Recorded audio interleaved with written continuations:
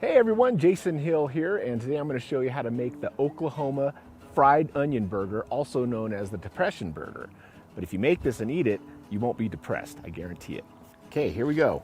I've got a 1/3 pound of ground beef, 80/20, that I've seasoned both sides with kosher salt from the heavens, some fresh cracked pepper, and then next we take our thinly sliced yellow onion and we just pack those onions on there like this.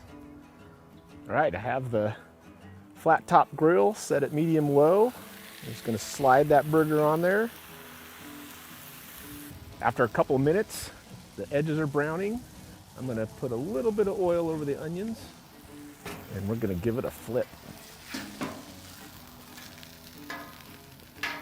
Try and tuck those onions in there as best you can. Quick little tip, you can cover your burger with a piece of foil, and that way it'll trap the heat and help your burger cook all the way through. Final step is grab your cheese, and I use American. I know it gets a bad rap, but it's really good. All right, after a good 10 minutes, those onions are browning and caramelizing. Give it another smash. I'm gonna lay our cheese right on top. Cover it till the cheese melts. Drum roll, please. Brrr.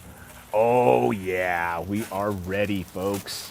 Just wanna get up underneath there with your spatula, grab all those onions, set them on your bun.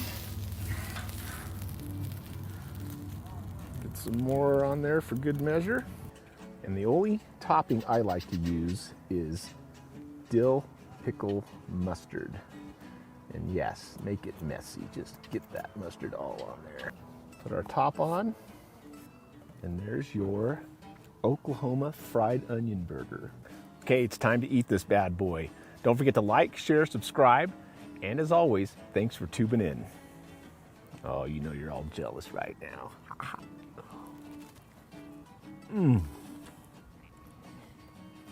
Such a good, easy burger.